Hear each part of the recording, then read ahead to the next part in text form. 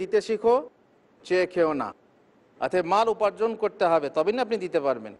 কিন্তু মালের অতিরিক্ত লোভ হলে হবে না। মালের অতিরিক্ত লোভ হলে আপনার মাঝে সর্বনাশটা আসতে পারে। সময় বেশি নেই, বাকি কথা ইনশাআল্লাহ আবার আপনাদেরকে পরবর্তী বৈঠকে বলবো। এখন যদি কোনো প্রশ্ন থাকে তাহলে আপনারা বলতে পারেন।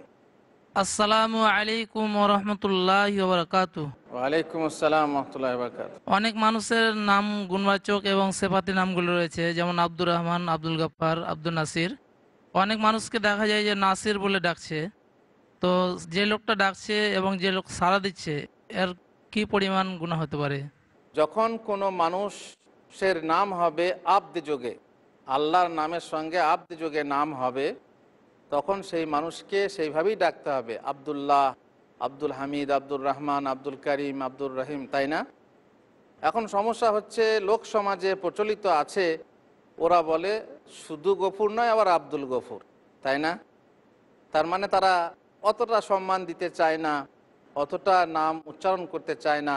সংক্ষেপে আব্দুল গফুরকে কি বলে? এ গফুর, এ গফুর ভাই, তাই না? আব্দুর রহিমকে কি বলে? এ রহিম, রহিম ভাই। এই রকম বলে ডাকা জায়েজ না না জায়েজ?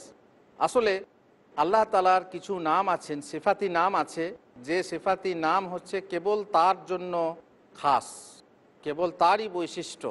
সেটা কোনো মানুষের বা সৃষ্টির বৈশিষ্ট্য হতে পারে না, যদিও তা কিঞ্চিত পরিমাণে। সেই নামের সাথে আব্দ লাগিয়ে যদি কারো নাম হয়, তাহলে তাকে আব্দ ছেড়ে দিয়ে ডাকা ঠিক না। যেমন আল খালেক, আল খালেককে, সৃষ্টিকর্তাকে একমাত্র আল্লাহ। মানুষ কি কিছু সৃষ্টি করতে পারে? মোটেই না। একটা মাছিও সৃষ্টি করতে পারে না।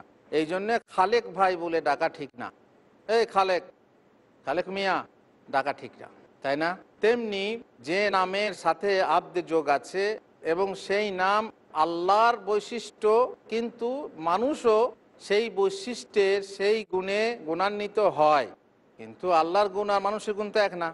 যেমন রাহিম, রাহিম আর রাহিম হচ্ছে আল্লাহ, আর রাহিম মানুষ হতে পারে, তাই না?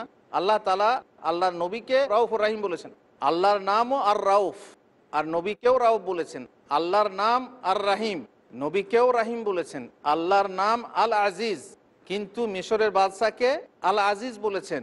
আল্লাহর নাম আল আলী, অথচ আল্লাহর নবী সাল্লাল্লাহু আলাইহি ওয়াসাল্লামের সাহাবী, চাচাতো ভাই এবং জামাই, তাকে কি বলেছেন?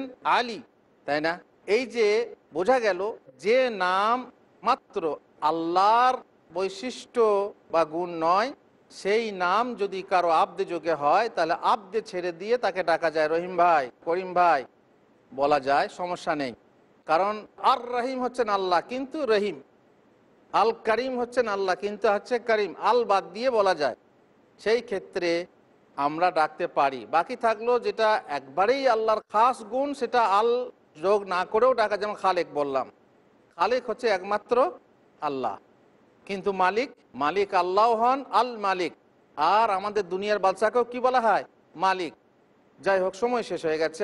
প্রিয় দর্শক মণ্ডলী, আল্লাহ তালা আমাদেরকে তৌফিক দেন ইলম শিক্ষা করার। ওসল্লাহ নবীনা মোহাম্মদ ওয়া আলা আলিহি ওয়া সাহবিহি আজমাইন। আসসালামু আলাইকুম ওয়া রাহমাতুল্লাহি ওয়া বারাকাতুহু।